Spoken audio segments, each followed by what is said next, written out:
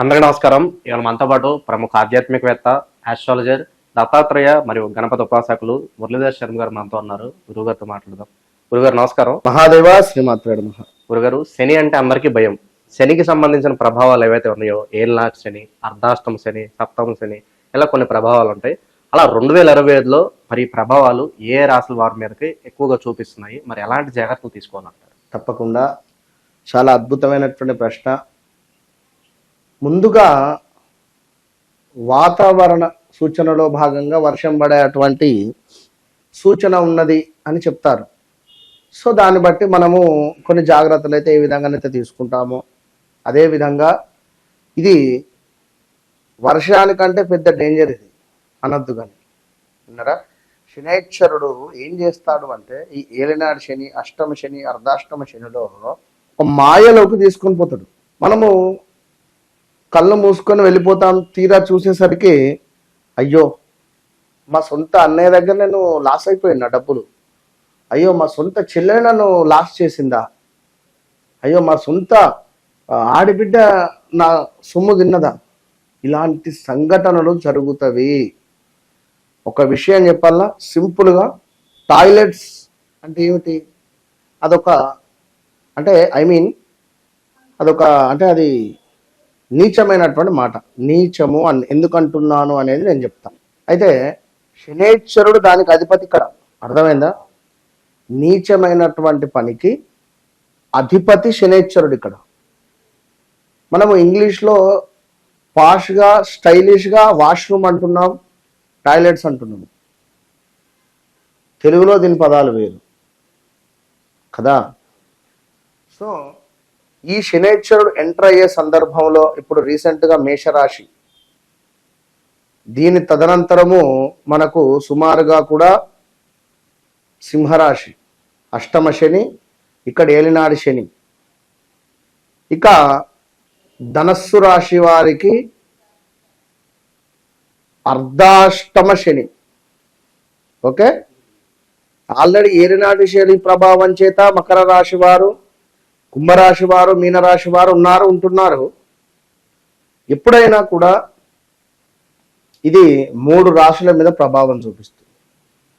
2.5 సంవత్సరాలు ఒక దగ్గర, 2.5 సంవత్సరాలు ఒక దగ్గర, 2.5 సంవత్సరాలు ఒక దగ్గర. సో 2.5 సంవత్సరాలు ఇక్కడ ఉన్నది అన్నప్పుడు దీని ముందు రాశి పైన, ఓకే, శనేశ్వరుడు ఎక్కడైతే ఉన్నాడో దీని ముందు రాశి పైన, దీని వెనకాల రాశి పైన ప్రభావితం అనేటువంటిది ఉంటుంది ఖచ్చితంగా కూడా. అందులో భాగంగా ఇప్పుడు మేషరాశి వారికి ఆల్రెడీ మీనరాశి వారు అనుభవిస్తున్నారు 2022 ఆగస్టు నుండి సుమారుగా కూడా ఇలాంటి పరిస్థితులు. 2021, 22, 23 నుండి వృశ్చిక రాశి వారు కానీ, మిథున రాశి వారు కానీ ఎన్నో తీవ్రమైనటువంటి పరిణామాలు, ఇబ్బందులు ఎదుర్కొంటున్నారు. కొన్ని వందల కామెంట్స్ నాకు వచ్చినాయి ఇక్కడ, వారు అనుభవించినటువంటి సిచ్యువేషన్ నేను చెప్తే ఎంత కరెక్ట్గా చెప్పారు, మీరు చెప్పింది నా జీవితంలో జరుగుతుంది అని. సో ఇక్కడ మిథునం అయిపోయింది, ఇక్కడ వృశ్చికం అయిపోయింది, మీనము ఉన్నది, ఇట్లా త్రికోణం. ఇప్పుడు ఇది కాస్త ఇటు డైరెక్షన్ మారింది. మేషము, సింహము, దీని తర్వాత ధనస్సు. ఓకే, మేషము, సింహము, ధనస్సు, మీనం.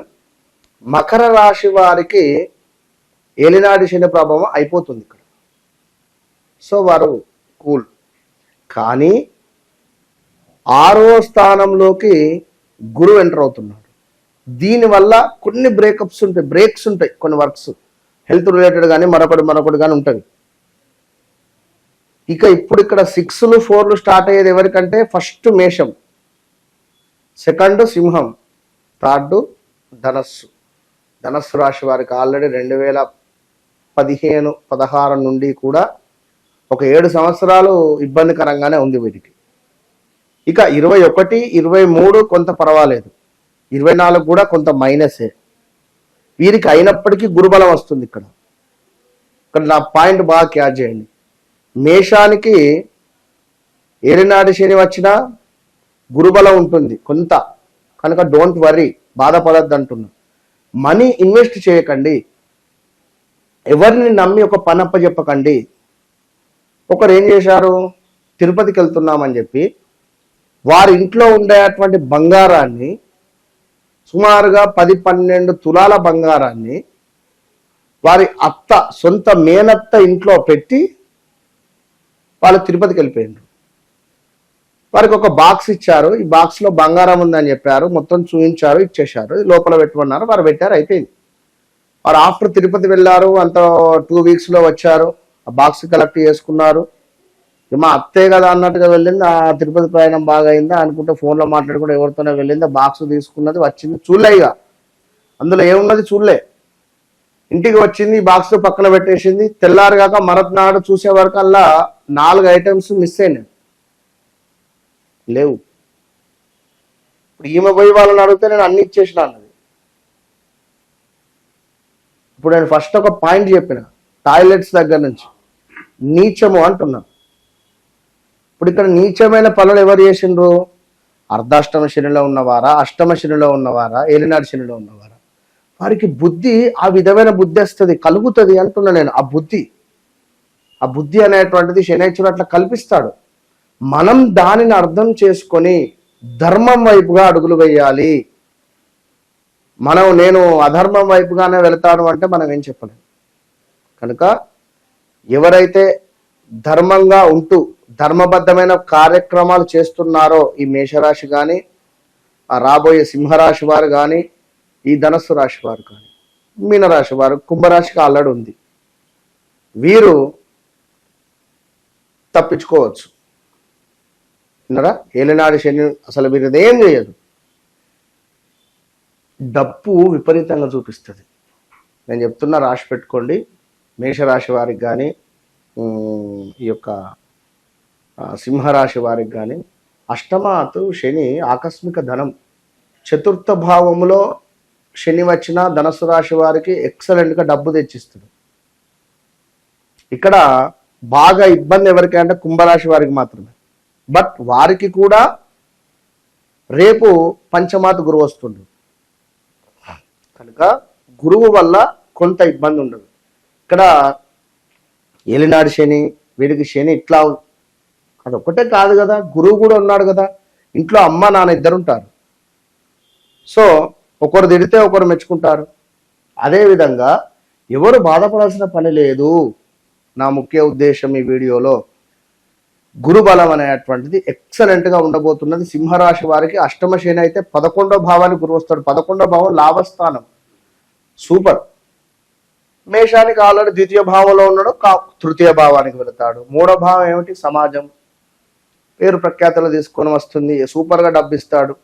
ఇదే ఏలినాటి శని ప్రభావంలోనే కరీంనగర్కు సంబంధించినటువంటి బండి సంజయ్ గారు ఎక్సలెంట్గా ఎంపీ అయ్యేటువంటి సందర్భం కానీ, దాని తర్వాత 2వ దశలో ప్రధాని మోడీ గారు బండి సంజయ్ గారి జబ్బ మీద కొట్టిండు, అది 2వ సందర్భం.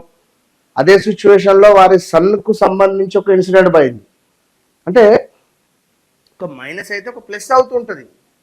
అందులో ఇబ్బంది ఏం పడకండి ఎవరు కూడా. కనుక సబ్జెక్ట్ అనేటువంటిది మీరు అర్థం చేసుకొని, సబ్జెక్టు ఉండేటువంటి వారి ద్వారా మీరు ఆస్ట్రాలజీ చెప్పించుకోవడం వల్ల మంచి రెమెడీస్ అనేటువంటిది మేము మీకు అందజేసేటువంటి పరిస్థితి ఉంటుంది. అంతే. శనిగ్రహం యొక్క ప్రభావాలు ఏ రాశుల మీద ఎలా ఉన్నాయో చాలా అద్భుతంగా వివరించారు గురుగారు. ధన్యవాదాలు. మహాదేవ.